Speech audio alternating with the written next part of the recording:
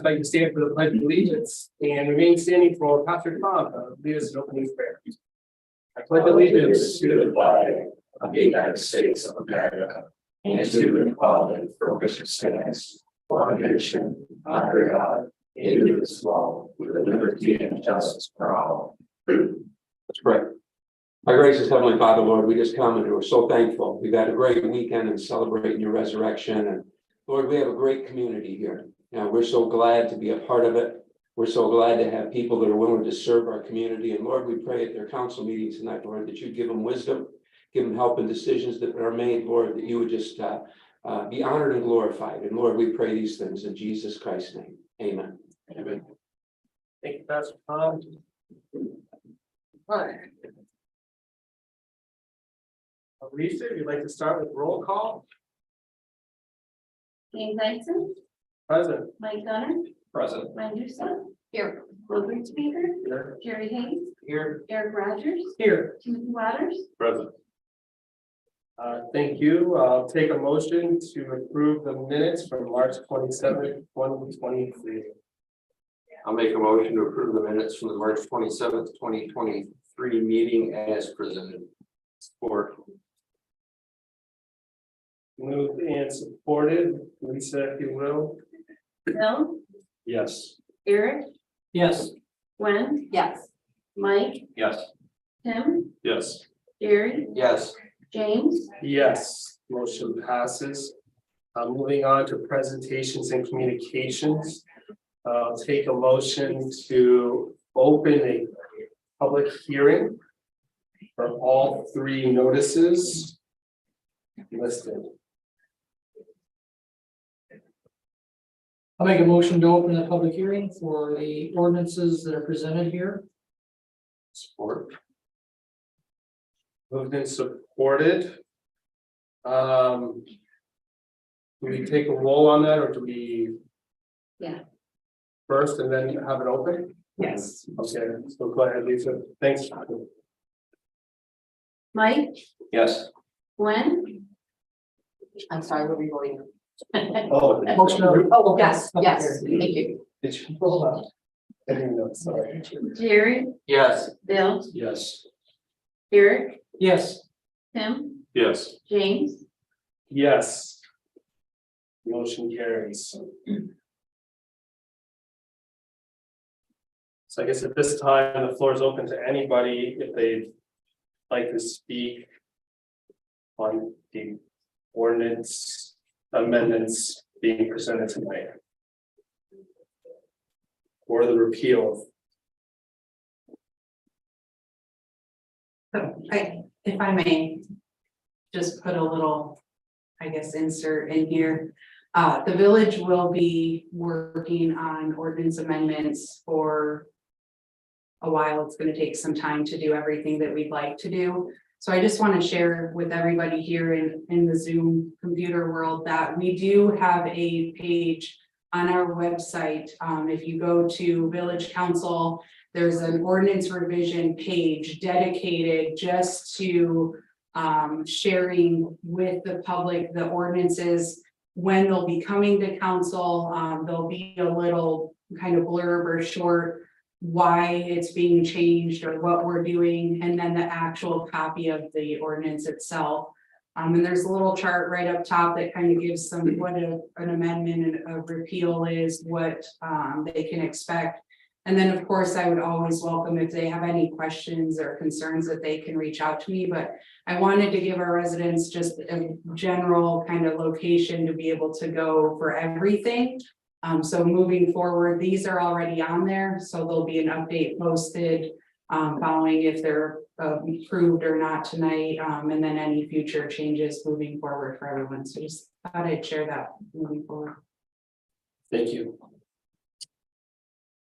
So do I need a motion to close this? Yes. All right, look for a motion to close the open hearing. I'll make a motion to close the public hearing on the ordinance amendments. Support.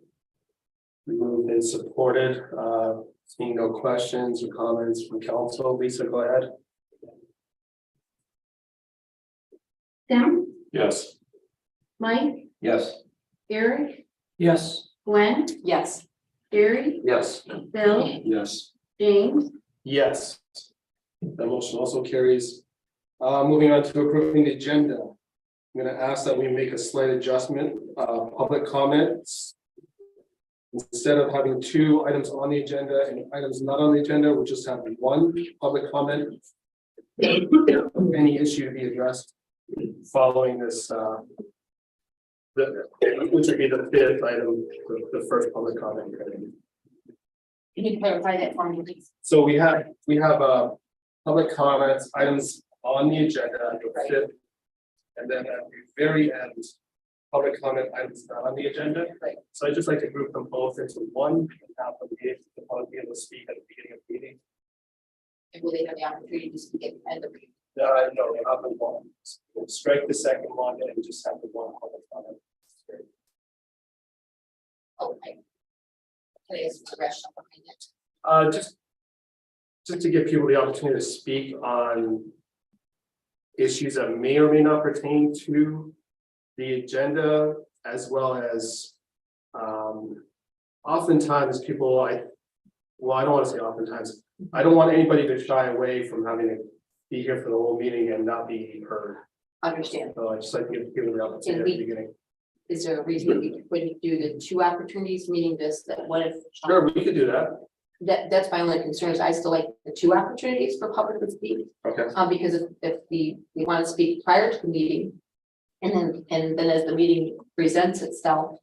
For the public to, if they have something that we have discussed and they want to say something at the end, we're waiting for the next meeting. That would be my only concern is eliminating the 2 opportunities to just 1. Yeah, I have no problems with that.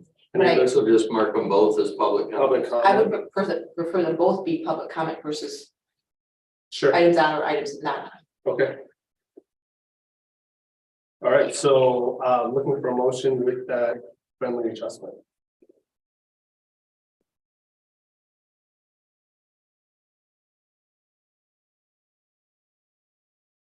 So just let me get this straight. So we're gonna have 2 public comments. Yeah. And they're not limited to items on the agenda or items not on the agenda. Correct. All right. So then I will make a motion to adjust the agenda to show 2 public comments, one at item 5 and one at item 10. Steve. Both just open comments. Thank you, I would support that. thank you. Moved and supported, Lisa, if you will. Mike, No. Tim, Yes. Eric, Yes. Jerry, Yes. Gwen. Yes. Bill, Yes. James, Yes, that passes, thank you. Moving on to public comment. So at this time, I invite anybody from the public. Come up and speak if they have any issues regarding the agenda or not. You don't mind just stating your name and your address for us? Mary Canizal, and my husband is with me, he might want to talk to you because he's lived here longer than I have. We're here because we've got a problem in the river behind our house, 426 North Monroe. Some of you probably know where we live, we've been here 44 years. There's a log jam directly in our backyard. And I've come to the administrator to address it. She sent me to the River Raisin Watershed Council, which I did. And met with a young lady who's new in Tecumseh, their Maya, new office. Maya. And she didn't really have an answer to it. She said she'd check it out, but she hasn't been down from my knowledge. That's been at least a week ago, maybe 2. And it's presenting a real problem because it's not going to go away. That's very apparent. It's created fires, limbs, debris of all kinds that's stuck right there. There's a tree that we're on the west side of the river, and there's a farmer that lives on the other side, and they farm that land over there. The tree fell on our side, the west side, as well as the east side, met in the middle. And that's where everything is clogging up. And we really don't know what to do about it. And we're not getting any answers from anybody. And we can't let it go because it's going to get worse before it gets better. And it's an eyesore and it's a health hazard. And if any of you have ever seen any of these log jams, it's a mess. So Ed and I are just kind of reaching out to the council to see if you've got any answers for us. Mary Lou, what's the time frame on the actual jam? Is it just been getting progressively worse? Has it been since the last rain? What's your time frame? Well, this started, of course, because of the ice. Okay. I mean, that was the beginning of it all. Mhm. It was down on one side and then another one fell on the other side, Mhm. and that caused Nice. the whole jam. I think it's more, I mean, of course it's more because there's been a lot of water in the river and it's flowing faster. And there's just a lot more debris that's got to go somewhere. And Sue Weigel's house is down, let's see, south of us, Maple Road. Monroe. And then Mrs. Hoagland is right next to us. Right. And she's got some issues, not as bad as where we're at. Mhm. If you drive down North Monroe Street, it's very noticeable. It just so happens it landed in our backyard. And I think it's really reverting the water to kind of go for the bank. I mean, the water can't flow normally because of that. And it's kind of going in our direction, which washes the bank away, which has got me worried. It's another issue. So that's what we're dealing with. And I mean, I'm coming here because I don't know where else to turn. There's a lot of state and federal laws regarding working in the river. And I'm willing to jump the hoops, but the only thing the Watershed Council told me was that maybe in the fall, you know, when it dries up, that we could get somebody down there to take care of it. But that's a long way off. And we could have a big accumulation by that time. How close is the river to the back of your house? How many feet approximately? Oh, probably 50 feet. 50 40 feet. What's happening, it's eroding, but they're erode our yard. Right. Because it's ruining the bank. Because of the water flow. Maya didn't have any suggestions, you guys, of who to contact after them. She did nothing, no one in particular. I know I met with Maya. The reason I asked, I met with Maya about 2-3 weeks ago, and she's supposed to be coming to town. I know next Tuesday to a Parks and Rec meeting. Then she's supposed to be coming here again regarding erosion issues down here by the parks. So I know that we have talked about that area in particular from a Parks and Rec perspective. And she talked about some different things because we had discussed, again, more Parks and Rec regarding the banks and the erosion again, but with the trees and the clogging of the river Raisin. And she said pretty much what you're saying is that, you know, there's only so much that can be done, but I understand when it starts, you're talking your property, your home, with that type of erosion there as well. We never had this in all the years we built it. Yeah. But this is an unusual year for everybody. And I know, I mean, DPW's land-based big time. This is just another one. It's just a little harder. We can't crawl down the riverbank. And you need a boat, actually. To get physically down there. And she said there's rules. You have to cut the tree in half, drag it to the side, and put it on the bank. It's called dynamite. It has to be done in a particular way. I know it. We can't, anybody that's listening on Zoom, sorry, I mean, to offend anybody, I know better. I'm just teasing. It's to save the environment. Because that's what it is. Mia did say she was coming. Yeah. To check it out, so maybe. Okay, it might be, she might be working it out at that same time frame. Yeah. She seems like, I know she's a young girl. Yes, and she's she's new. new to this area with that kind of stuff, but she's a very ambitious person, and I would think that, I know you may have to wait a week or so here for her to visit it, but I would hope that she would look at this and say, I know exactly who you need to talk to. Engineer, Department of Engineers, yes, something of that And that's nature. why I had referred Yeah. them to the River Basin Watershed, because they Right. do schedule like some river cleanups and things like that, and have some resources. They did Right. get a contract with the Army Corps of Engineers again Yes. this year, so that gives them additional help. So I was hoping that they might be able to have some resources to help you guys out. The only thing she told me was that they have the equipment, but it's all volunteers. The watershed is all. The watershed is all volunteer, that is accurate, but she can have those connections that perhaps we don't have. And can go ahead and because she has her name affiliated with the watershed, she can go ahead and go on to the next level. But if it's okay with you guys, I will connect with Maya on that Please do. and see if I can assist in any way. Just simply because I've met with her, we've talked about other than the Parks and Rec. I'd be glad to help. You know, I know that it only affects people that live along the river, but we are citizens here too. Right, right. Yeah, I'll connect with her and see if maybe we can do something for next week. Okay, Okay. thank you.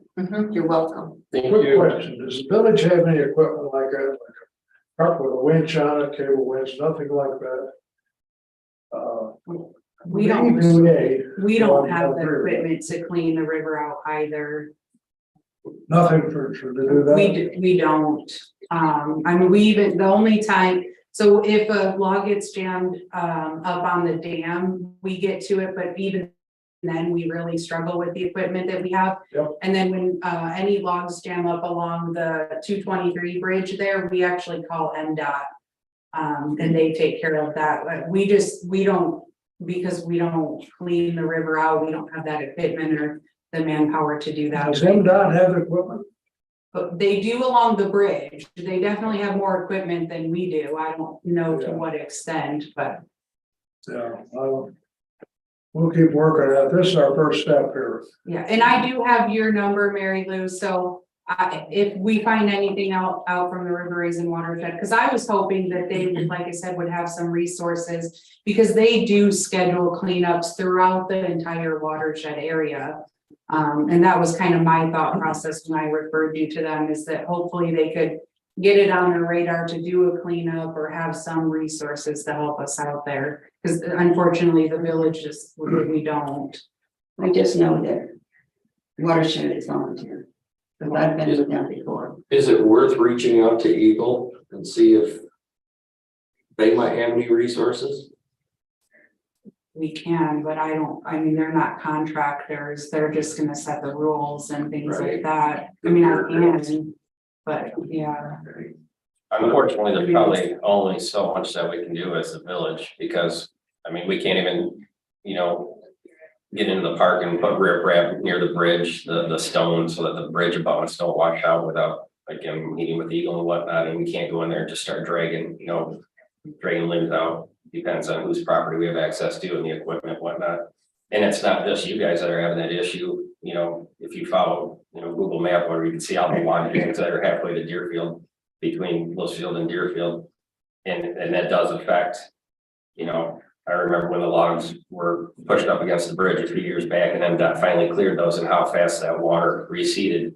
And it obviously continues to go down. So, I mean, it does affect the entire village, but unfortunately, I think there's only so much that we can do to help the situation. Because we are a river village, we should be aware of this and be prepared though. Yep.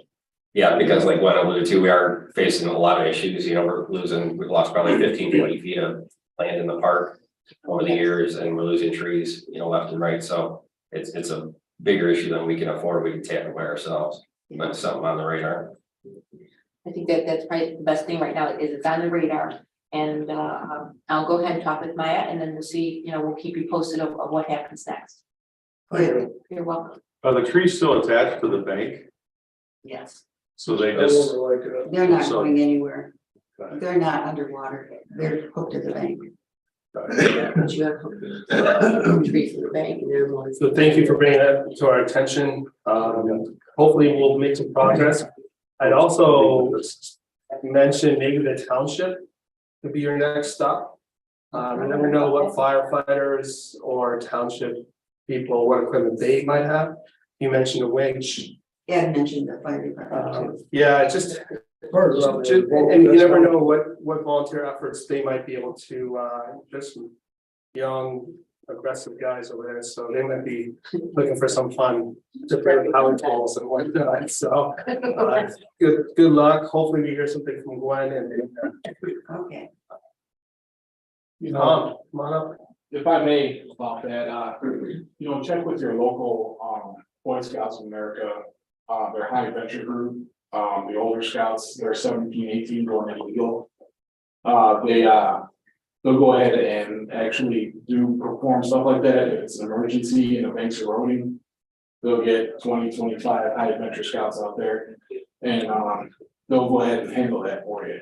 But you gotta check with your local council. Our Boy Scout troop here is way too young. Yes. So check with the Lenawee County's council.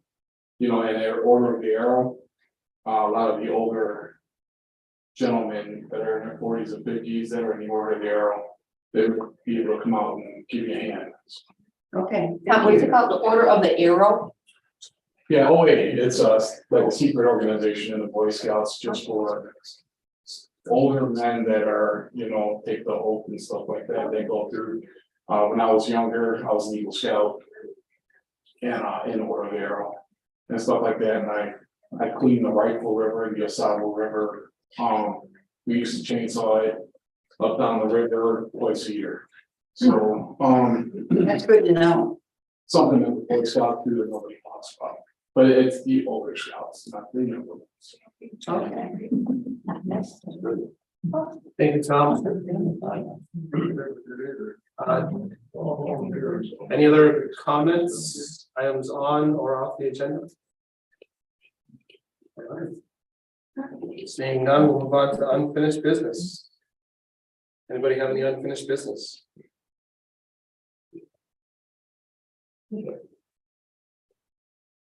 None tonight?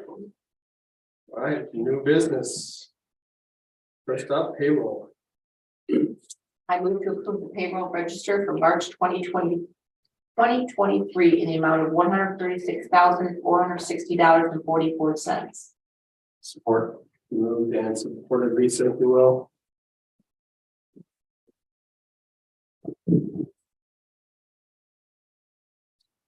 Jerry, Yes. Tim, Yes. Mike, Yes. Eric, Yes. Bill, Yes. Gwen, Yes. James, Yes, the motion carries. Thank you. Item number 2, accounts payable. I move to approve accounts payable for the period of March 15, 2023 to April the 11th, 2023 in the amount of $291,322.56. I'll second that. Moved and supported. Any questions on the bills? None. Go ahead, Lisa. Eric, Yes. Tim, Yes. Bill, Yes. Jerry, Yes. Gwen, Yes. Mike, Yes. James, Yes, the motion carries. Agenda item number 3, fee waiver request. Danielle, do you want to give us a brief history here? Yes, let me make sure I'm gonna brief history the correct one here. There's a church on the river. Okay. So I did put, for this fee request, the background brief includes their specific request. They are looking for a waiver of the late fee, which is, I did list as $18.04. And they did indicate in that background brief why they're requesting it, and this is a council pleasure item. So any specific questions for me?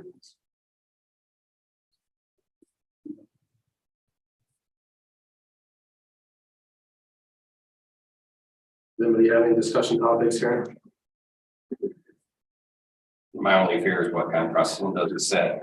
Again, everybody makes mistakes and everybody has issues and concerns, and I obviously feel for them. But this is just a missed opportunity, and there's a reason we have late fees, and I think, as heartless as it sounds, the there's a reason we have late fees. We also have the business to run. Yeah. I spoke with Danielle a little bit earlier tonight, you guys, simply because I was curious of item agenda 3, item agenda 4, and item agenda 5. Since they're all regarding council's pleasure with different bills. And I can repeat sort of kind of what Danielle said, but I'm just gonna go ahead and ask Danielle if you could allude to our conversation. I think that would be helpful. Yeah, and definitely let me know if I'm forgetting something, but Okay. so Glenn had reached out to me earlier, just inquiring if there was any possible solutions for any of these requests, or I'm sure you guys have noticed that the last meetings we've been getting at least one, sometimes more. So at that time, I let her know a couple, I've been kind of thinking about this with the increase of requests. And I do think that we have some options. We can continue as we are, where they come to you guys. We could also do an ordinance amendment or amendments, a couple options to those ordinance amendments, and you could do one of these or both of them, but one, and we had briefly talked about this before, is we amend the ordinance to give staff some leeway. And you guys, you really set the rules to what that is as policymakers. So I'm just gonna throw out an example. You can say, you know, that we'll allow staff based on merit or based on the circumstances to do one fee waiver annually, up or not to exceed X amount of dollars or something along those lines. With some clear conditions for the staff. And with that, I would, if that's one of the routes that we go, I would designate like the village administrator to do that. And the reason I say that is just, or one person, the treasurer, whoever. And the reason I recommend that is so that we don't have too many people working on it. It's easier to track and know exactly what's going on. And the other staff can say, this is our point person for this. Another possible or potential solution would be an ordinance amendment to allow for payment plans outside of, and again, we would have to set some conditions outside of just like their regular bill. So for example, if their water hose is left running because their kids were irresponsible, and instead of them coming to request a waiver, they could come to the office and say, okay, we want to do a payment plan because our bill's normally 150 and now it's 900, and we could do that. And again, those conditions we can establish, but it could be, you know, you're only one payment plan per year, or if you default on a payment plan, that then the amount is due in full and you're not eligible in the future, and do some things to help make sure that we're mitigating and not letting people get so far behind either that it's hard to catch up. But those may be some potential options. Both would be done by an ordinance amendment. You could put both of those options, kind of giving some leeway for staff. And there may be others I'm not thinking of, but those were kind of what I had come up with so far. And when Danielle shared those thoughts, I asked about the logistics behind it. How hard is that to know? Like, okay, so let's just pretend we determine, and it goes into an ordinance once a year.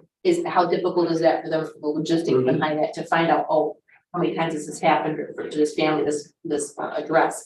And Danielle, you stated that it was not an issue. It would not be difficult, and that kind of goes back to the reason that I would like to have a point person do that. But within our BSNA program, we have the ability to add notes, comments, and upload documents. So for example, if you guys said that we'll take payment plans, then I would have a paper that they would sign agreeing, then it would list the amount, and I would just upload that right into BSNA. So if I'm the person, but I am out, Lisa can pull that up and see, okay, they're on a payment plan, this is what they're gonna pay, or Stacy or whoever's cashing them out would have access to that. But if it's kind of streamlines it going through the one person, but it would not be difficult to track that. Can we discuss our options at a committee meeting? I don't think we should sit here and hash it out for a half hour. Yeah, let's try to keep these meetings flowing. And I think, you know, That wasn't my intention. My Right. intention was just to make sure that we understood, as the three of these are the topic for tonight's agenda, that we understand that there are options out there. I'm not saying we have to make. There are, and the reason that we went back to this was because of a history of people being credited or bills being changed or whatnot. Apparently, by previous employees, and that was the Well, that was checks and previous balances employee thing. as well as previous administrators. Exactly. And now we have a new administrator and new employees, and so it can be revisited, I would It agree. can, but I agree that this isn't the time to do it. But it is nice to know that it is an option, so that when we discuss these, we can say, well, where does the buck stop? Or where could the buck stop? I agree, because we shouldn't have to sit through and follow No. through 3 or 4 of these every month. No, and Yeah, that's, let's come up with a solution. So, okay. Can we get that on a future committee of the whole meeting? I think there is some previous discussions we're gonna wanna look back upon. I think there was some discussions of why we don't have any payment plan options and why we have a hard cutoff and why we have. And it might be the old software system, I'm not sure, so if you could maybe drum up that, we'd appreciate it. As far as the fee waiver request, would anybody like to make a motion? this is for item number 3. Correct.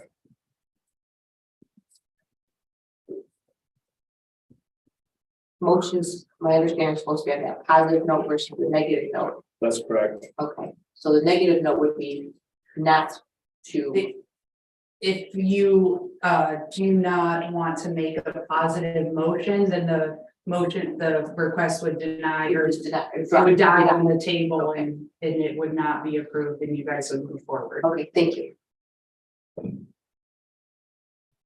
All right, so before I move on, I'm hearing no motion then. Item number 3. Okay, then item number 4, fee waiver requests. So I did the same thing with this one under the background brief. It's the specific request that was from the residents, and I did look at kind of at the bottom there, the 12-month average usage history, which is what I had done the last couple of times with sump pumps. They had used 558 gallons per month. So just kind of so you had it in front of you if you wanted to follow what you've done with the other sump pump. Running sewer only portion was 306.17. But again, it's I have a question. Why was so much water being used at her home according to the meter reading? because of the water fed sump pump. Oh, it was a water fed. Yep. I got Yes. you. Okay. It was an emergency type situation where the water, My understanding is that this is a senior resident Mhm. that her daughter helps her pretty frequently. In fact, when DPW went over there to notify her that there was an issue, they actually communicated through the daughter. They got like a ring doorbell, and then the daughter called and talked to them to get them access. And they determined that's what it was. Let the daughter know, who then I think the son went and replaced it. Right. I'm not sure why the sun pump was running or what was going on, but they did get it replaced the next day, and they're just requesting any relief on the bill because it is larger than normal. Based on precedent, we have refunded the sewer only portion. I'll make a motion, we authorize a credit to Ms. Carl for the sewer only portion of her last water bill for 306.17. No support that. Moved and supported. Any other comments, questions? No, Lisa, go ahead. Bill, Yes. Eric, yes, Jerry, Yes. Tim, Yes. Gwen, yes, Mike, Yes. Yes.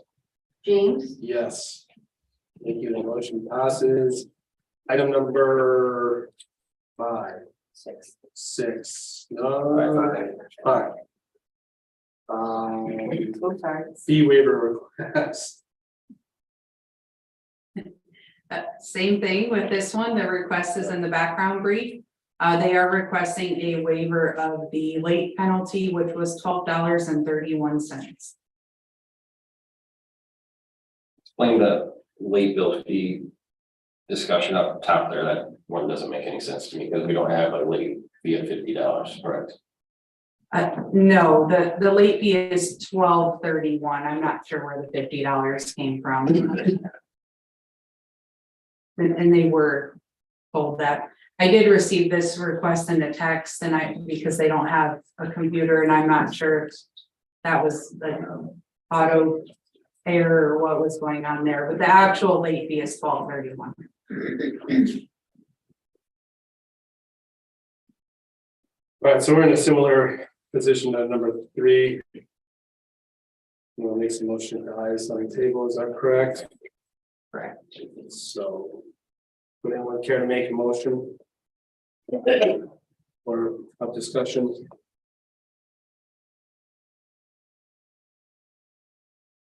No, okay. All right, hearing no motion, I'll move on to item agenda number 6. Through the purchase of Beagle Road lift station generator.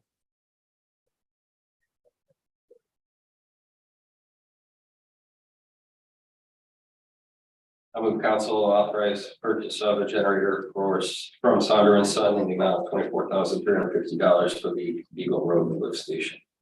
I'll support. Moved and supported. Any questions or comments? This one has been talked about in great length. Lisa.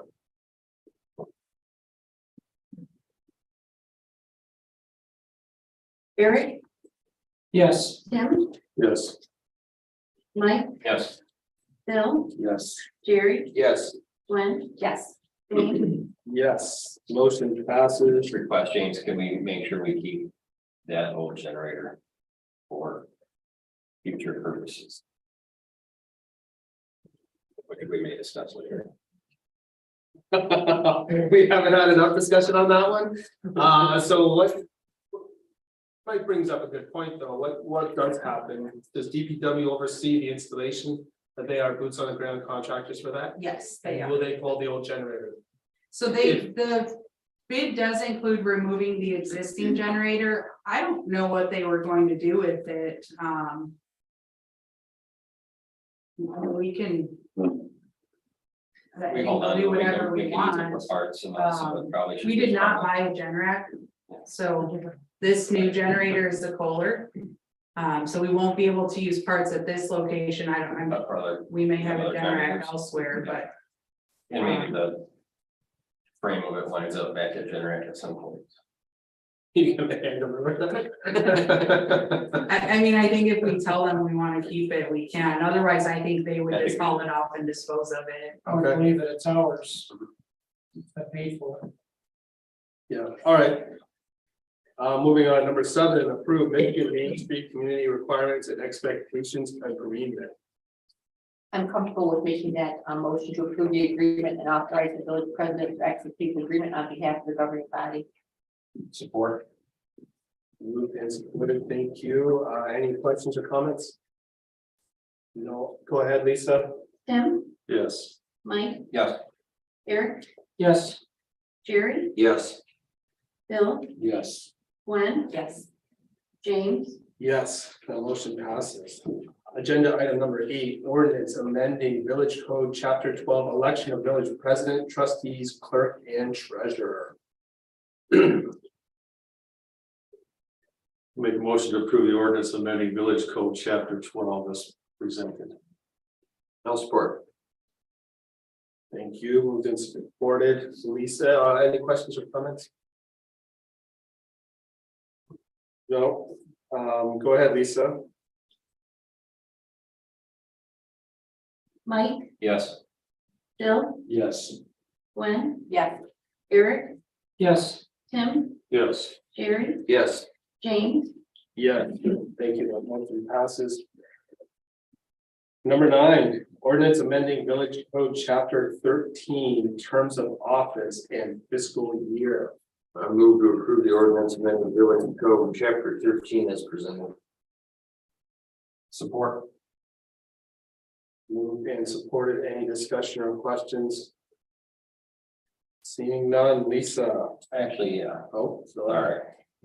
Maybe I'm thinking this out too deep, but it talks about the election of the 3 trustees and the village president every even year. where do we mention how we, if we have to put somebody into the role, if we have to fill a hole in the council, or the next three, how we elect the next three, because I mean, it should be black and white that we flip the 1, 3 versus the next three, but I want to clear cut that. If the seat's vacated and we fill it, then we need to you fill out the remainder of the term. Where else does that read? So state law specifically says that an appointed trustee or council member can fill the term, but at the next election are required to be included. And that's set by state law. So you can't ever skip an election like, I'm gonna pick on Bill because you've been appointed, Bill. So his position with which it was already, but at the next even yeared election, he has to be included, even if that wasn't the term of his seat at that time. And then the election would be for either the full term or the remainder of the term under that election, so that you then get back to the 3 and 3.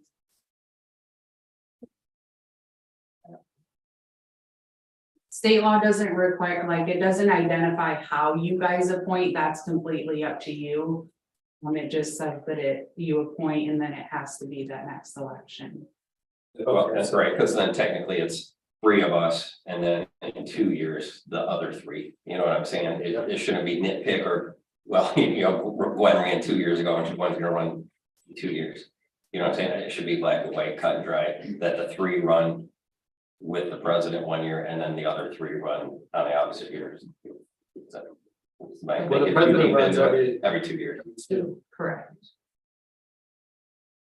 Am I seeing the conflict? No, I get what you're saying. I think I just, I mean, ultimately, it's up to you guys if you want that ordinance to read differently.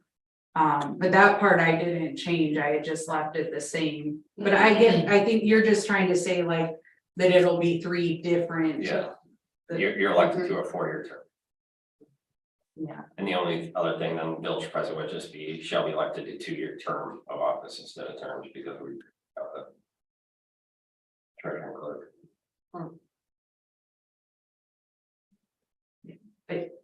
It's up to you. I mean, I think that makes sense, but I now that you've explained it, get what you're saying, so it's. Again, completely if you guys, however you want to do that. Term expiration.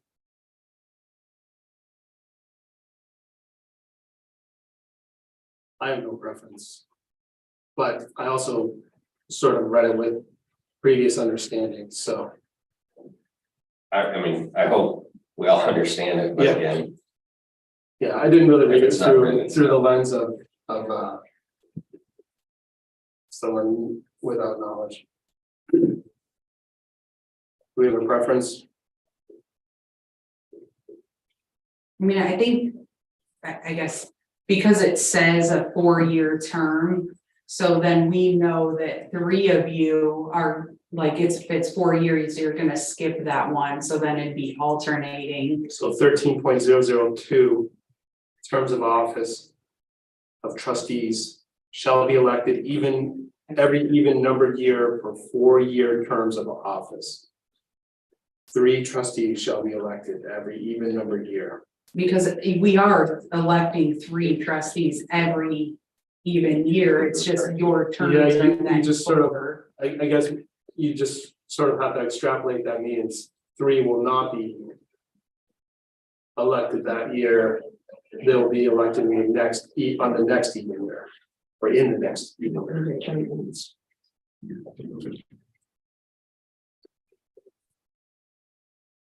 maybe I'm overthinking it, but I just want to clear read it.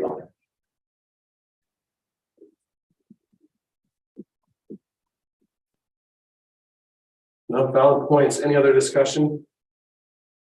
Any preferences from anyone?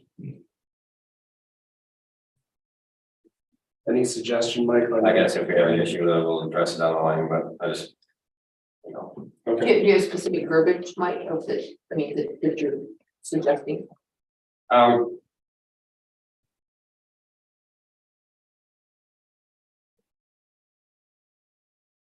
You could say 3 of 6 trustees shall be elected every even numbered year of a 4-year term of office.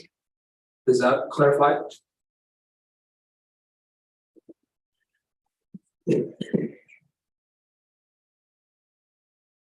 Yeah, it's not really. Leave it way. Let's just go with it, and then if there's any cheap that line, I guess. Okay. Address it. So we did have a motion and support. Okay, any other questions, comments? Lisa? Gwen? Yes. Tim? Yes. Jerry? Yes. Mike? Yes. Eric? Yes. Bill? Yes. James? Yes. Motion carries. Item number 10, amending chapter 5, compensation for village officials. So I do want to kind of just explain, these are grouped together because chapter 5 is being amended and then the other ones are being repealed, 8, 9, 11, and 14. The ordinance itself isn't necessarily changing, but what I did is I'm merging. So instead of having all these chapters related to the same thing, we're just putting them into chapter 5. So we know this is the place we go for the wages or the compensation for village officials. So that's why I grouped them together. You guys can make a motion as a group, or you can make individual motions for each item, whichever is going to be easiest for you guys. The only thing that I didn't see in here, Danielle, and perhaps I missed it, there's, a lot of information here. We had the issue regarding the time frame for reimbursement. Does that need to be stated in with the ordinance as well? Remember the gentleman that wanted to read it? It is within the ordinance. Oh, they already get that in, I didn't see it, and that's what I was looking for, but I didn't see it. You're good. Let me pull that page. So it's going to be under chapter 5 Right. now, Mhm. and it is section.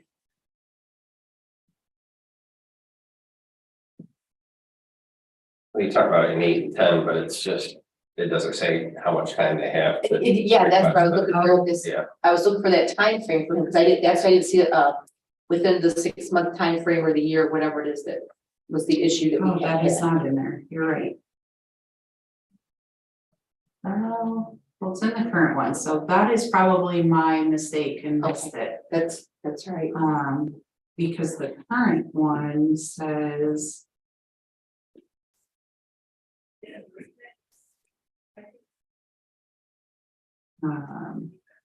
All CEU expenses payable semi-annually.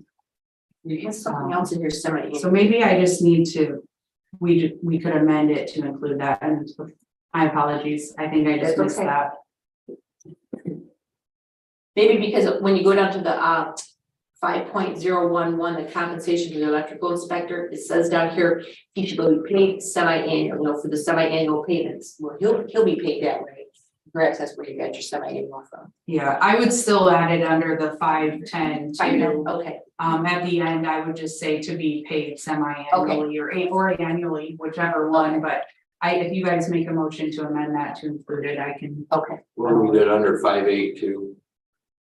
Right? For Yes. the building inspector, the mechanical Yeah, inspector. he currently bills monthly for his, it's not in the current ordinance. So I know that's why that one's not in there. We can do those for him the same. It's completely up to you guys on that. I think to keep it uniform, we should, and I like that, Jerry. Yeah. if he decides not to, if he resigns from being our building inspector and we get somebody new in here, then we're uniform all the way through. Yeah, I'm good with that. I like that.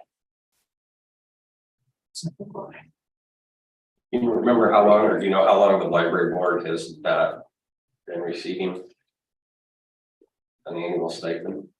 The library board does receive a stipend But you're repealing it out of, because we do not pay them. So The you're- library board does, not the village. Or I'm sorry, the library fund does, not the village.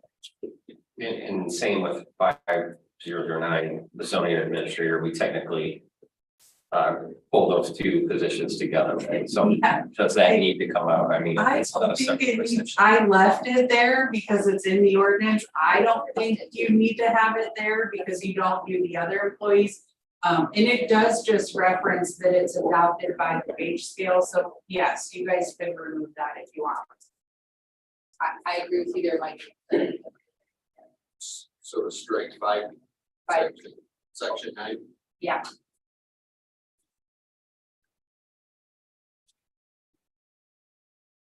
Can you just review them the changes? Yes, so you guys, at this point, on both 5008-7 and 511-2, at the end will add, or I'm sorry, 510-2 will add to be paid semi-annually, and you'll remove 5009, and then I'll renumber accordingly as well.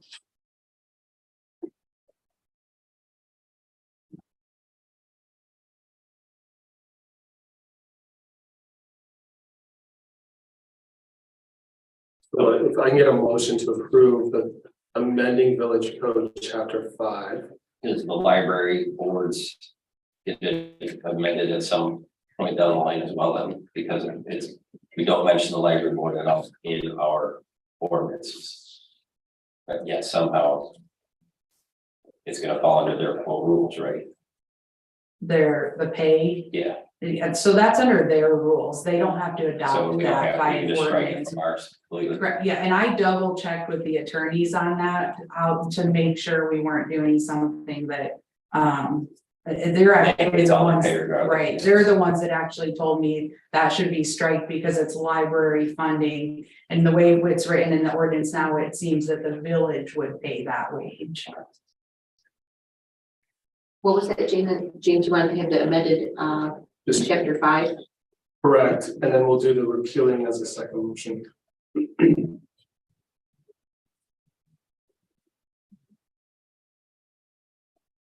Just because there's 3 changes made. So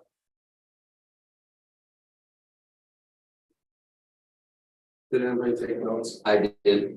Thank you. You want it? Go ahead. I'll make a motion then to approve the ordinance amending village code chapter 5 as amended. Sections 508-7, 508-10-2 and 511-2 to include all CEU expenses to be paid semi-annually. And also to strike, yep, 5-9.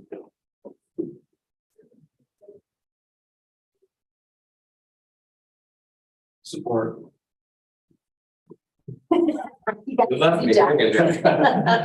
Thank you. Any other clarifications, questions, comments? No. Lisa, you got all that? Sure. I got it written down if you need at least. I think I got it too. Thank you. Call the roll if you will. Mike? yes. Gwen? Yes. Tim? Yes.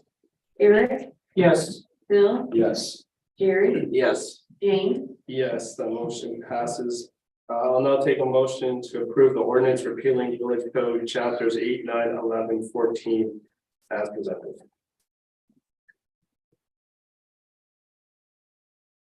I move to approve the ordinance repealing village code chapter 8, chapter 9, chapter 11, and chapter 14 as presented. Support. Moved and supported. Any questions, comments, especially on these? Seeing none, Lisa. Tim? Yes. Eric? yes, Bill? Yes. Mike? Yes. Gwen? Yes. Eric? Yes. James? Yes. Thank you for your input, everybody. Agenda item number 11, approve Blissfield on tap location in the Clara Bachmeyer Park with liquor. So this item is coming before you guys from the Parks and Recreation Board. This year will be our 4th annual Blissfield on Tap event, and we have been holding those downtown. Last year, some of we had a great turnout, I think more than we have previous years. But some of the feedback that we got was that it's downtown and we had the road blocked for a longer period of time. We closed it off Friday evening, all day Saturday, and then pull everything out Sunday morning. So the businesses felt like it really affected their business. The other thing that we talked about with Parks and Rec, and Gwen and Jake, correct me here, but is that we really wanted to brand it as a Parks and Rec fundraising event. And with it being downtown, it sometimes kind of meshes and overlaps with the DDA Main Street events. And we didn't want to take away from all the great things they're doing, and vice versa of them to take away from what we're doing. So we had talked about having it at the new pool site between Barber. There's some complications with that site because there's not power out there, and just different things, but we didn't want to impede with bluegrass on the river in the park. That event, as you guys know, has been canceled, which opens up that area for our event, and it's already set up to have events like this. So before we move forward with planning, we need to know where we're having it, because the park compared to the pool site changes our plans drastically. But it's coming to you guys because right now, the way the ordinance is written is that only the River Raisin Festival can apply to have alcohol down there. So the Blissfield on Tap Subcommittee and Parks and Rec Board is just asking if you would extend that to them as well. And kind of to piggyback, I do want to let you guys know that this is on my radar to amend regardless of what you guys do, because the ordinance, while you can say River Raisin only, they should be set in a way that's fair to everybody. So it should say either you don't allow it at all, or you allow it to anybody that brings forward a permit to you. So they would still all come to you for approval, but you don't limit to one organization so that there's no favoritism or anything like that. But again, that ordinance amendment's not ready for you guys yet, and they need to know so that they can plan and move forward with their project. But Jake, do you have anything to add, or he's part of the subcommittee, so that's why I'm deferring to him as well. Yeah, I mean, I think, you want me to stand? I think that it's a no-brainer to me. That's where I wanted to have it originally anyway, but then I heard that there was an ordinance against it. And that was. So can you clarify, is there an ordinance against it? There, like she said, the ordinance reads essentially that only the River Raisin Festival can get. I was always under the impression that the beer tent was on private property. So that It was true It, when I first moved to town, but I'm 99% sure that it was not the last time or two that they did it. It was on our. it was on village property. So I know before me, but it was on private property. My understanding, or from staff that was here, is that we then amended the ordinance because they could no longer do it on the private property to allow them at Claire Bachmeyer to have the tent there. So last year they didn't have a tent. However, they did apply to have it on the village property and have a tent at that location, but with the liquor license being overwhelmed, the commission, they didn't end up doing it, but the year before it was on village property. And again, that's where I think the ordinance was amended, and I am going to be bringing it to you, again, regardless of what you do tonight, but we're just kind of asking like in advance so that they can start planning. I think the main point to me is you guys still have full control over if you sign off on a permit or not. Right. I mean, they all have to go through you. So you see them and you either approve or you don't. So. I think the one reason it was never on village property is because when Bachmeyer's donated that park, they forbade alcohol in the park. So I pulled this, Ellis. so Bachmeyer did not, Ellis Park did? did, Okay, yes. I knew it was one of the two. And No in one fact, knows. I will be sending you guys a memo from our attorneys regarding the Ellis deed and the limitation of liquor as well, because that is no longer valid either. Okay. I think another great feature down there too is the cover, like the pavilion they have already in case it rains, we can put the band there, all sorts of stuff. It's, I mean, like Danielle said, it's set up for things like this, and it really helps us showcase our park and the things that we're doing as well. I mean, I think it's a no-brainer, but you know, what do you guys have to say? So. I just need to be able to apply for a license because it takes like 27 months to get it back, so. We're hoping that one. We just have another quick question too. So when other events are held downtown, do we hear similar feedback from the businesses? I have heard that stuff downtown prohibits business from, it impedes their business. When people can't get downtown, I can think about a handful of people right now that could talk to me, you know, friend to friend about that. So, and that's, let's see, was it? One business actually left town because of that. She's the one that had the, I don't know, she had some kind of medicinal healing stuff and different things down there. I can't remember her name. Her name is Michelle, but I don't remember what her business name was. Gypsy, tainted gypsy. Yes. So, Oh, it's tainted gypsy. And I know that, we do receive feedback about parking when the road is closed. But typically the DDA events are geared towards helping the businesses and bringing people into their store. So where the Blissfield on Tap is a Parks and Rec event. So our focus, while it does boost some of the restaurants and things, it's not so much the businesses, it's the fundraising for the Parks and Rec and what we do there. And I think that's where we received more feedback with that event than we did with the downtown events. Ours is specifically challenging for businesses because we have to have it blocked off per MLCC guidelines. We have to have that defined area where people can't just walk through. And there's just no way we can get around that, you know, like you can't block the road on each end and have foot traffic in between the stores because there's back entrances and alleys and all that. So it's. How will you do that at the park? Well, we made a bunch of the concrete buckets this year with T-posts in them. And at the park it'll be super easy because we can just put T-posts in and then put up snow fencing. So it'll be much easier. I mean, we could change the layout and the footprint. And you could even have, you know, your beer area where the actual beer is served and all that, and then have separate areas for food and band and stuff. So I mean, it'd be a lot easier. When you get plans for your in and out, the entrance and the exit. Yeah, Well, yeah. We need, you know, but it's- we need to know where it's gonna go, so I gotta get a work plan together. I know. I can't start that. So How many years of this is? this will be the fourth. Yeah. So does everybody have to stay within the park?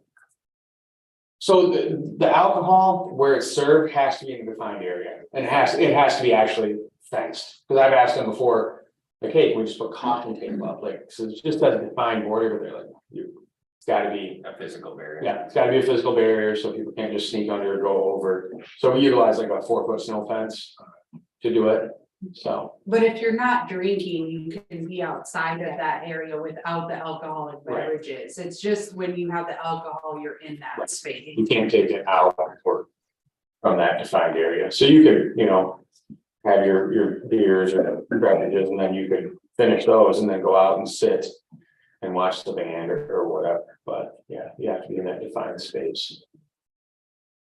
All right, looking for a motion to approve. I'll move to approve the Parks and Rec Department to hold their Blissfield on Tap event in the Claire Bachmeyer Park. Support. Lisa? Actually, did PD, we go through chief or police to. Yeah, I did let Stuff Chief like this. know that we had talked about this, and then this is just a request for planning, so.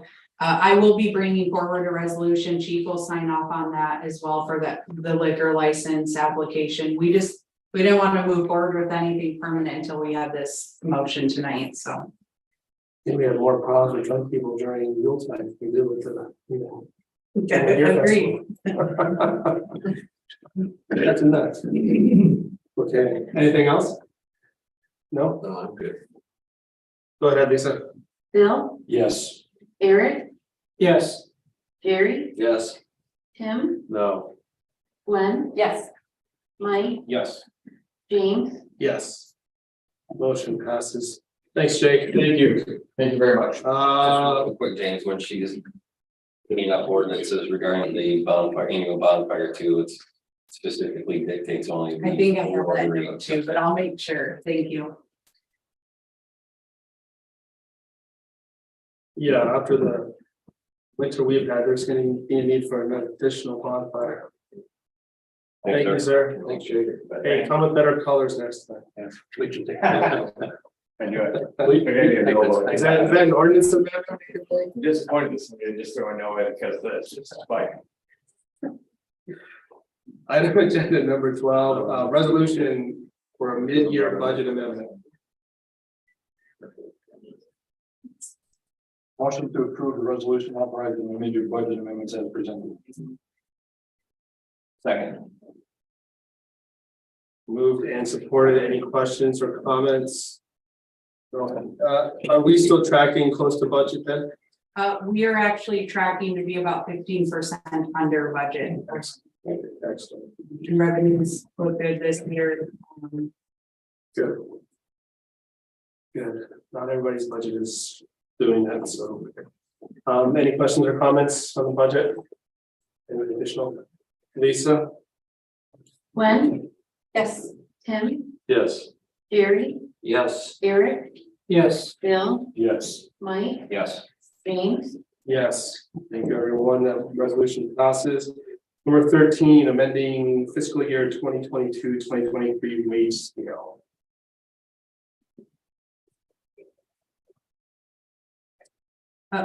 So I'll talk about this one a little bit.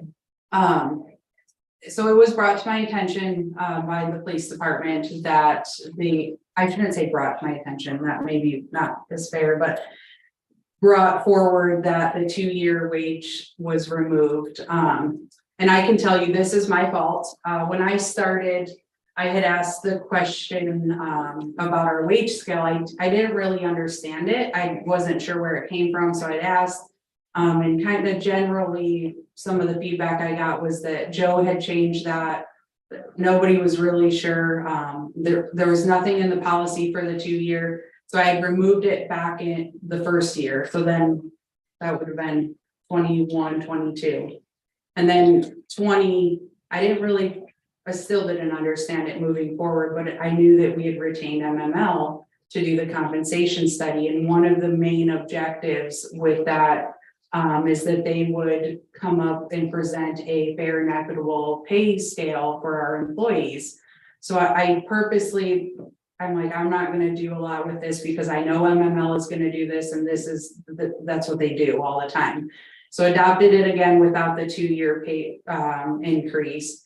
So we are requesting to amend it. Again, it was brought up by the police department. I did go through every employee, and I feel what's good for one should be good for all. So I just want to be fair. There are 4 employees that would increase in wages, which I've listed there. I don't have concerns with the budget and moving forward if this is approved. And then I guess just kind of sharing, like maybe oversharing, when the MML wage scale comes out, which will hopefully it's on schedule to be done before the next fiscal year. I would just say that the intent of that, because we did pay for it and they did this work, is that wage scale, once adopted, would supersede and override any past wage scales.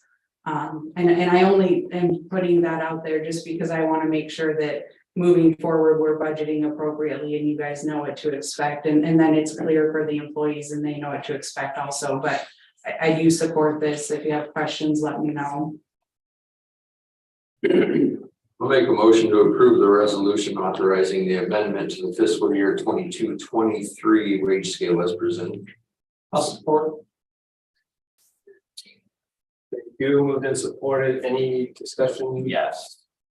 I have big concerns because looking back from 2021, we have this wage scale broken down. And we went with 3% wage increases, I believe, in the past 2 years. I'm doing the numbers and they don't appear to add up properly. So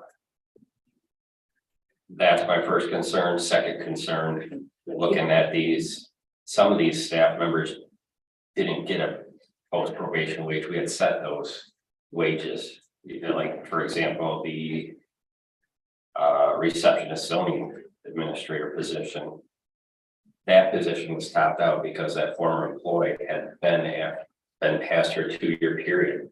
And now we're presenting larger increases than what we had originally set budget wise and wage wise. So I'm not sure where we're getting the different staff members that are getting different increases, because that's not the way that we had approved it. So the second year wage scale, that came right from the scale that Joe had with 6% total increase. And the 6% is from the last 2 years, we've had 3%. And because I'm putting this in there now, but those like specific positions are the positions that Joe had previously at 2-year anniversary wages. So the zoning administrator right now is looking, that one is at the post probationary wage. But the numbers don't add up as you go between the 2 years, between 3 years. We got like in the one adopted October of 2021. You got 2070, then 2163 and 2235, and then you go to the next year and it starts at the 2070. And then you got 2163. So it's like the 3% aren't equal now. Something across the board is changing. And I just want to verify that. Number one, I want to pay our staff what they obviously deserve. So if we have the back pay, whatnot, I got no problem with that. I just want to make sure that there's not other issues down the line. And you're looking at, I think, more than a 6% increase on some of these positions. So I should clarify, these are 6% from the wage that Joe had set, not from like the previous wage listed on the form. So like the first anniversary, I don't know how this was established when Joe did this. Like, I don't know how he decided this is starting wage, like what percent it goes up at post probationary. That part I can't answer. Because there's two sides. You either have a hard cap of what a position pays, or you have somebody that's been here for 10, 15 years and they continue getting the whatever cost of living or wage increase. We have a hard cap at what people earn. So once you earn that wage, if we weren't to raise wages ever again, it stays at that. You make your top pay. So sooner or later, everybody that is a qualified, trained, whatever, DPW, police officer are going to make the same no matter how long they've been here. So I want that to be clear. But then number two, just by sitting down and running the numbers tonight, the 3% over the past 3 years are not even adding up. So I wholeheartedly want to solve the problem, but I think there's a bigger problem that we need to look back and say, do we have to retroactively pay some of our other staff based on what we should have done? I'm not confident that we're at 3% across the board as we should have been for this list. And again, I want to provide the wages or the raises that we can to our staff, but that hard cap on that receptionist position was 2070. So are we looking at, are we looking at 6%? That didn't make sense to me. 1.4. Well, the previous 20. receptionist made more than that in 2070 though. Yeah, it's not right. I mean, she had already met her 2-year probation. So she should have been set, she should have been hard capped at whatever that 2070. There's been a miscommunication, and I want to make sure that we're paying all of our employees, number one, the same if they're if they're passing probation and they're all qualified the same. Obviously it's challenges with DPW and whatnot because they have different certifications and whatnot. But I think we need to sit back and take a bigger picture and look at, okay, this is what we originally set as our adopted wages. And I don't think the 3% across the board the past 2 years has been accurately applied. the DDA Main Street manager, another, we don't authorize that. That's up to the Main Street board, and the Main Street board had hard capped that at whatever wage that should have been. It's not a post probation wage. It was a one probation wage after the 6 months, or what later became a year.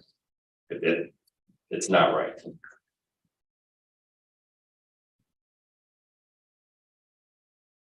And then, okay, let's talk about the clerk and treasurer. The clerk, a couple years ago, correct, Lisa, the clerk made more because you had to attend 3 meetings or something a month. And now magically they're balanced again. So again, bigger question that I have on how did this come about?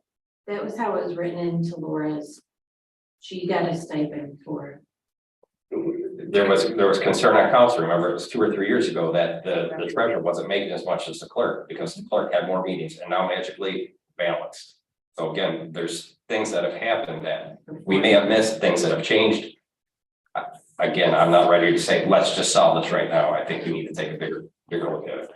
So I think that I agree with you, what you're saying, Mike, like, I don't understand this and I could dedicate more time to this, but that's what we're paying MML to do. So what's being presented today? No, because we have to pay our staff what we approved. So if we have to retroactively pay some people, then we need to do that. Well, so We right need- no, now if we they're overpaid being or if we paid did underpay. what is being paid on the wage scale adopted. If you amend it, the 4 employees listed would have an increase. Those are the only 4 employees. Otherwise, all the employees are paid according to this adopted scale. Because I went through every employee before this came to you guys tonight. So I agree that this wage scale is messed up. I don't understand it.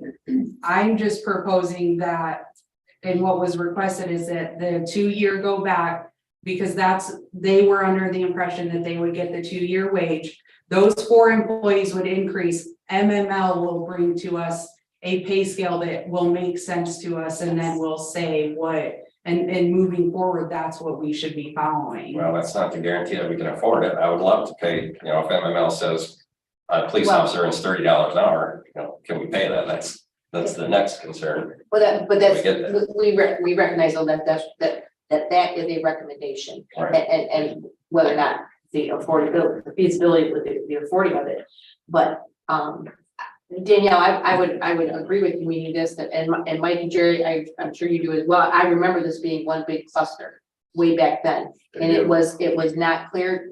Joe was not able to explain it proficiently, in my opinion, because it's a cluster. It's Not every position has a stepping exactly, and wage that's what. increase. It was because of an officer, you come in and you get trained and Yes. there There was were so many different moving positions that parts. had those. Yeah. Yes, and because of those moving parts, it is something that needs to be addressed, but if I'm hearing you correctly, I'm just gonna repeat what you said, I should say.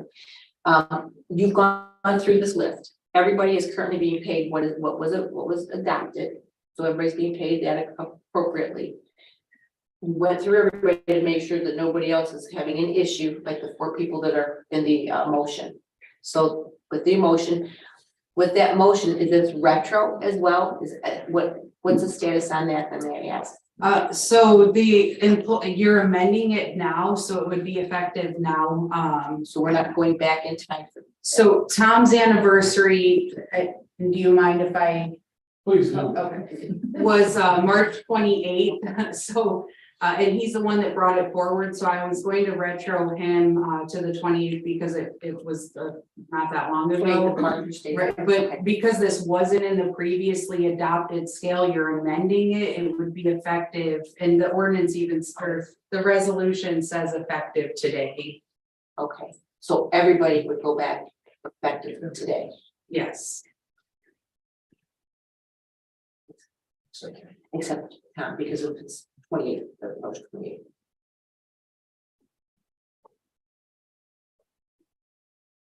So in 21, when we are looking at Lisa's specifically here, when she completed her probationary period, she went to 47,450.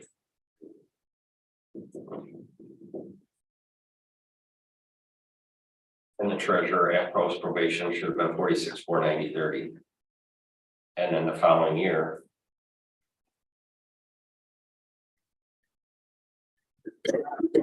They somehow balanced out at the first.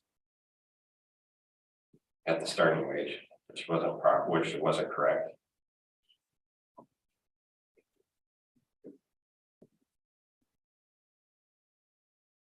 And then if you look at anniversary wage. Say for a plant operator. You're at 2318 on that year, then you look at the next year. And it started out at 2318, but it doesn't, it goes back.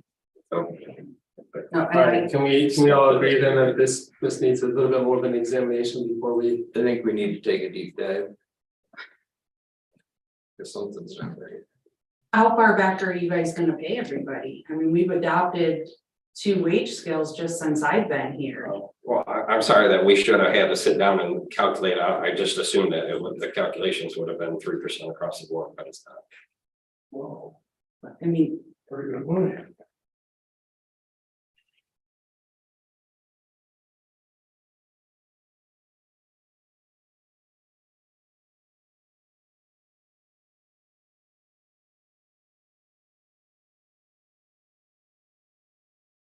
Are we able to go through with this motion and then come back to revisit?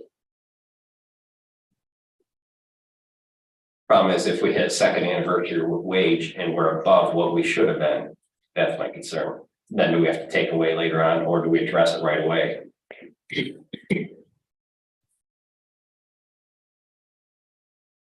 You said something about a cap. Yes, Once you reach that level, no matter how long you've been here, that's it. correct. Are you suggesting that for every of these positions? Well, I mean, at some point, with that 3% increase every year, you're gonna reach that cap. Right?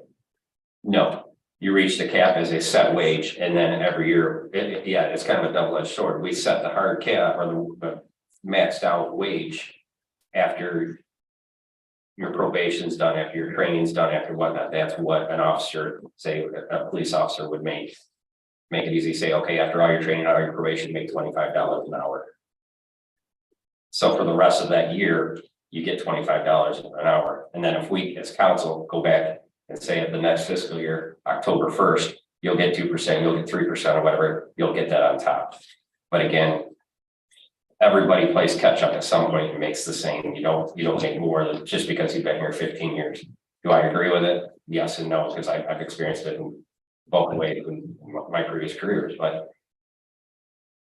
my concern is having the accurate numbers that people are getting what they should have been paid based on what we propose.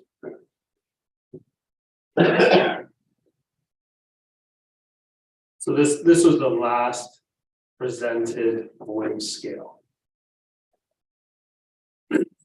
with the addition of the first and second anniversary wages that came from Joe plus 6%. The starting and post probation were adopted in September of 22.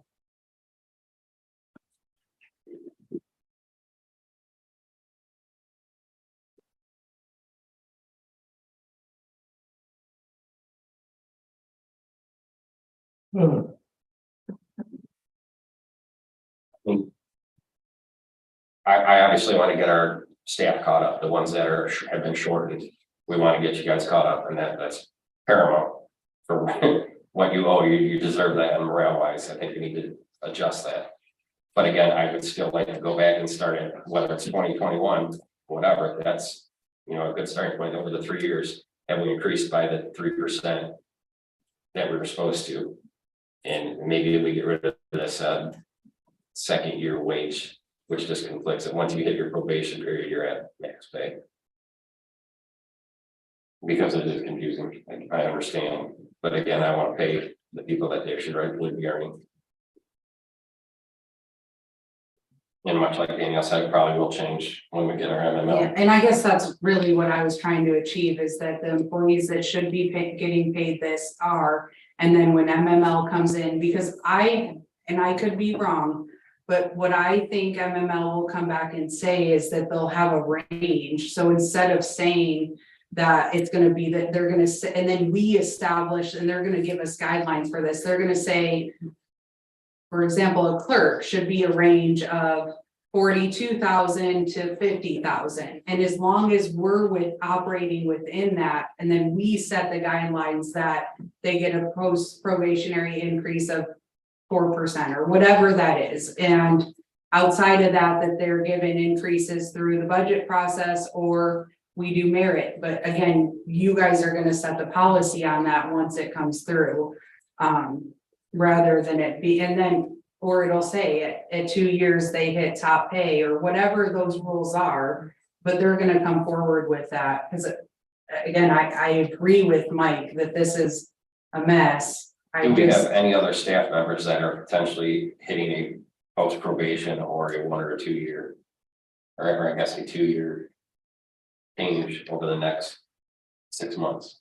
Not over the next 6 months, no. So those 4 include, those are the people included right now that are off. And then we have a 1 year that'll be it'll be after in 6 months, it'll be October 1st. And that'll be a 1 year anniversary. That'll be the next. That's Stacy. okay. Correct. I guess then let's play catch up for now. Again, that's fair to the employees, but.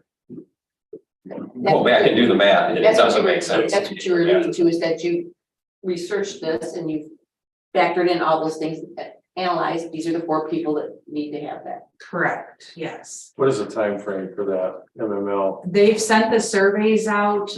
They've given them until I don't want to, towards the end of the month, they'll compile all of that. So we're looking at probably beginning of June, end of May, that we'll have that preliminary information back. And then we'll start having conversations, like I said, about what are those policies and rules? What do we want to see there? And we'll finalize that.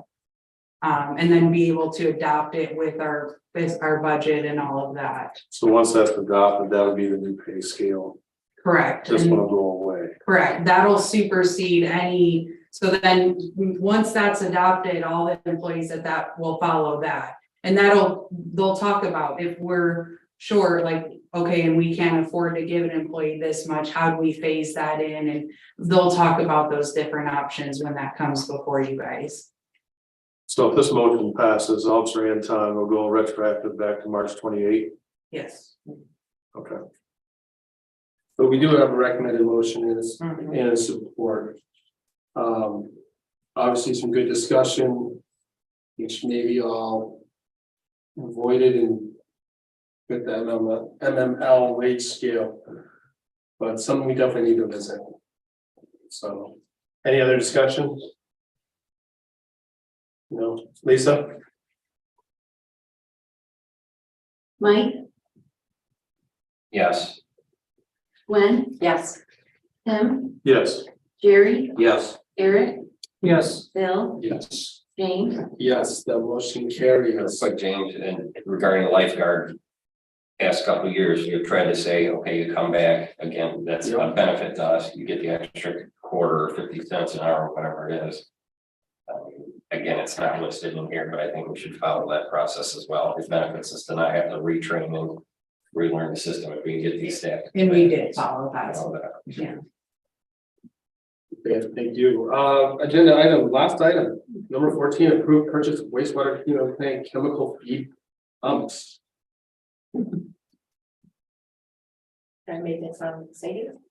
It's gotta be part of that 5%. It's just gotta be. I'll move to approve purchase of the 2 Watson Marvel QDOS 120 metering pumps from Kennedy Industries in the amount of $12,619.00. There you go. Support. Sadly, that is not part of the 5% though, because that was an add-on, right? The feeds were, It's just gotta be, Mike. It's just gotta be. the feeds were part of the project, the pumps themselves were not. Yes, this was budgeted in our capital projects this year though. Right. And it is, Tell it many times. and it is under budget. Oh, We wow. might be at like 96%. Fantastic. All right, any questions or comments on this one? Straightforward. Lisa? Eric, Yes. Jerry, Yes. Tim, Yes. Mike, Yes. Bill, Yes. Gwen. Yes, James. Yes, the motion carries. Thank you all for your input. Reports, do we have any questions, comments on any of the administrator, police, or treasury reports?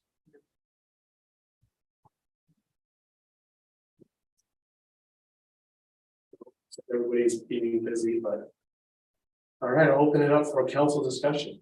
I have a couple of things. Sure, go ahead, start us off. Back at the March 13 meeting, we discussed and voted on the landscaping for the pool aquatic center. And one of the things I don't know if we thought about, it was brought to my attention by a couple of citizens here in the village about the soil conditions out there at the pool and how dry it is, and obviously it's sand. I went back through and looked at the quote that we approved from Natural Lawn Care, and it did have a provision in there to do watering, but it was on a bi-weekly basis, with that being sand. And that was only for the first year that we had that he's out there. So assuming that would go through this summer, it would not, after this summer, it would no longer be in effect. Essentially. The question was raised to me is maybe we ought to think about sprinkling those areas, or at least providing for that service or that ability to do so. And it kind of coincides with the other thing that I was brought to my attention about the slab work that would have to go in for the structure, the canopy structure.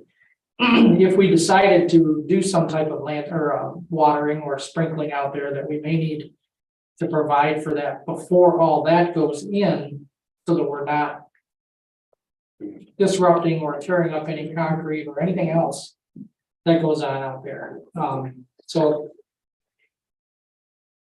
I guess what I'm getting at is, do we need to somehow start to get some numbers together as to what it would cost to sprinkle that? I know it's been mentioned of having the pool staff do it, but essentially pool staff is only there from mid-May till middle September.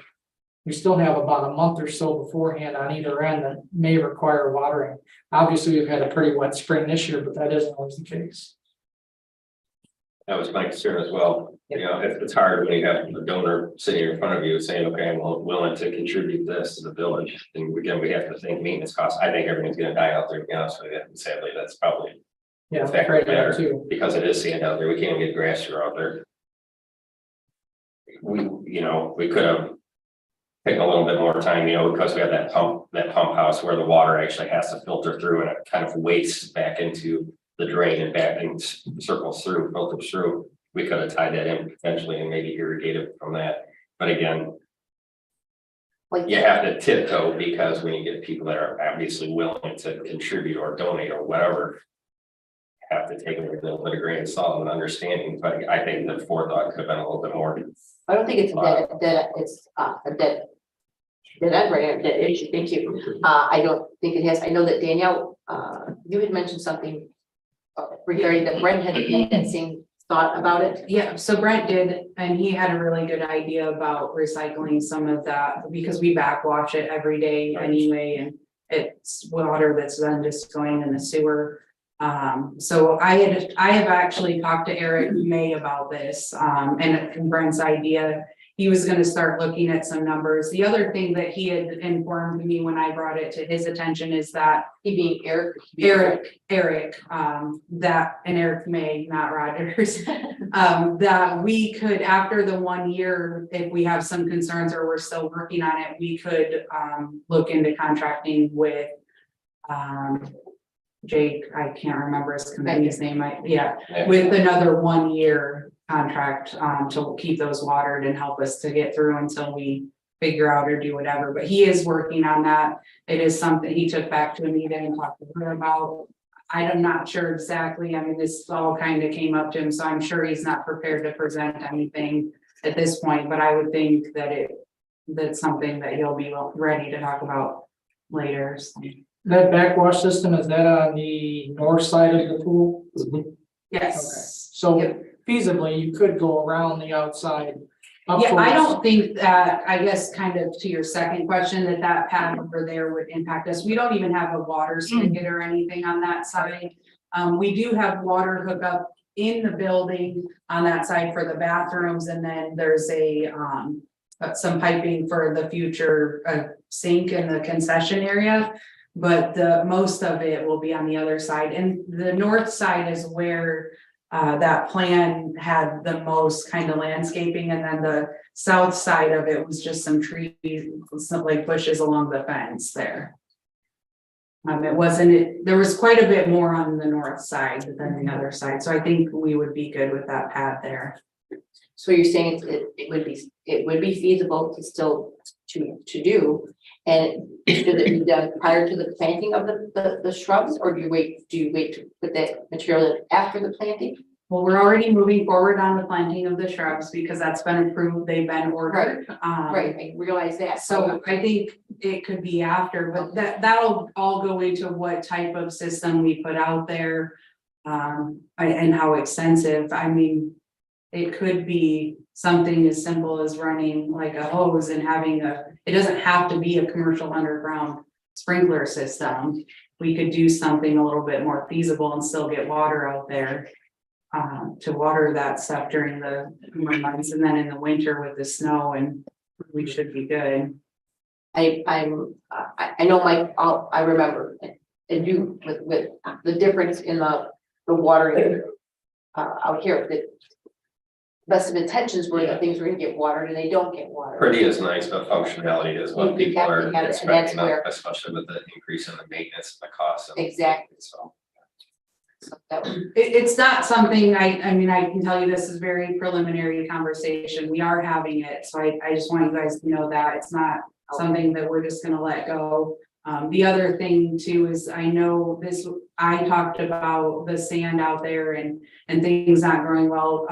We actually had a couple landscapers out there, so when they designed it, they tried to intentionally pick some plants that would do well in that sandy environment. Rather than trying to go grow grass or something that's not going to do well. So hopefully that will help with the plants thriving and doing well. Cactuses. Yeah. Good, thanks, Greg. plural, cacti. Okay. Yes.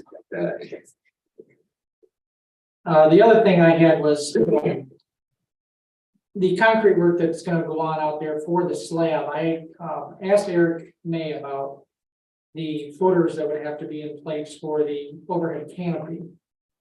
I looked through Al Smith's concrete bid. There was nothing in there for the footers for that. It apparently wasn't asked of him to provide that, so there may be some coordination there that would have to happen.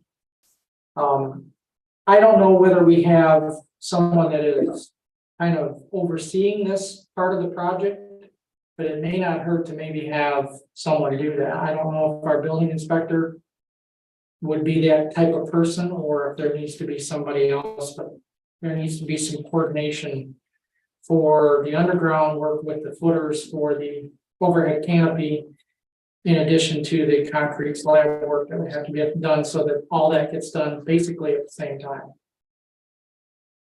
Something to think about. I don't know if our building inspector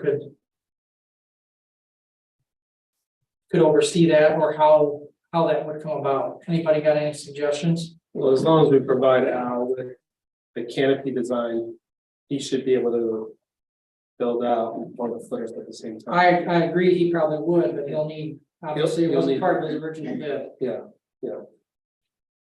So you might have to amend that bid. Yeah, and I was under the impression that Eric and Al had talked about that and having those set at any time. I think that they may have talked about that, but I didn't see it in his bid work. Yeah, So so, it just said 4-inch slab. yeah, I know, I shouldn't say no, when Eric had told me that he and Al had specifically talked about that and what would be needed to set those posts. And Al said that that was not a problem, he was good with that, and that was part of his bid. I agree with you, I don't think his bid specifically identified that, but it is my understanding a conversation that they've already had and are ready to set that. And we did get that ordered, so they'll send over all of the pieces and specs, so we'll work with Al on that.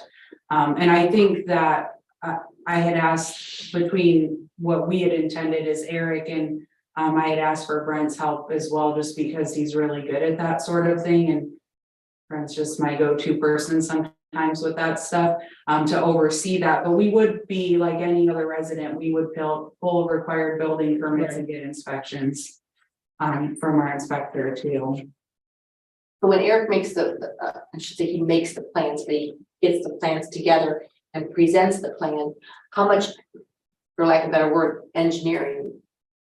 Who's looking it over? Brent is what I'm hearing you say. Oh, so Brent has kind of said, yeah, this makes sense. Somebody else has, or Eric. So why we go, Yeah. whatever it's called, they do their own engineering for those shade structures. So we've not approved or reviewed the engineering. Right, but keep going, sorry. So they actually have the engineering and the specs, and they tell you how to erect that. And then we'll work with Eric, Brent, and Al to make sure that we're erecting it per the Okay, engineered Okay. specifications that they've sent over. thank you. Yes. So like a 4-inch slab could handle a post being bolted to it. Potentially, it's If that's what, if that's what, yeah, that's what If the that- company is. Okay, so the companies, and I'd have to double check, but the post gets set into the ground with concrete and then the concrete around it. It's not bolted. Okay. But that's all part of the plans that came with the shade structure, because it includes all of those Okay. items. Could just be us, that's. well, I know that the other customer or the other potential place we're gonna get that from, they did specifically write that into their proposal of what was required underground. And so when you didn't see the underground versus the, that's my question. Al's pretty good at that though. I mean, he. Oh, yeah. Doesn't Oh, yeah. on the fly, so. Yeah, Make and him- the he underground, won't change the prices. I'm sure he That's can- Part of his generous donations, but yeah, I guess that's how he's done it, so. But yeah, we definitely want them in properly, whether we need sonotubes or whatever, so we have to replace Right. somebody else, just do it right. All right, so Eric, you're talking to Eric name on that I will, follow up. I'll follow up with Eric. Okay, The two Erics will get together. thank you. Any other further council discussion? Saw they started work on the grandstand today. Yes, they did. Started demo. Be done in a couple days. They should be done this week, I believe. Is the plan.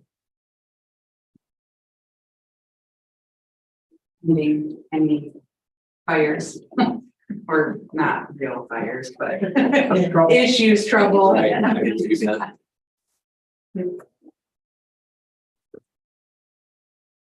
Is that the only one, Jerry? Yep. All right, I will open it up to public comment. From a practical standpoint, why can't you get a sprinkler hose and a timer until those kids or the lifeguards get out of the pool to water it? That's definitely an option. And I think that's what I was saying, we don't have to necessarily do like a full commercial, we're looking at some. Cause like you said, we can run a hose and set a sprinkler out for the summer months and. Yeah, so we are looking at those, and we're just not, it's very new discussions, we're not really prepared to talk about all the options, but I agree, I think there's some affordable ways we could do that. All right, any other public comment? No. Committee of the whole agenda preview. Now that we understand the spacing, anybody have any questions or comments? Sadly, I will not be able to attend the committee of the whole meeting next Monday. All right, neither will I. I just noticed that for some reason maybe it's just the minutes. It's just the minutes, ignore me. Okay. Well, you definitely want to be around for the ARPA funds discussion. And meter replacement presentation, so. Nobody has any comments about the meetings, the agenda preview, I'll take a motion to adjourn. Make a motion to adjourn. Support. Thank you, Lisa, one more time. Glenn? Yes. Eric? Yes. Bill? Yes. Mike? Yes. Tim? Yes. Larry? Yes. Jane? Yes, meeting adjourned. Next meeting, 2 weeks from tonight,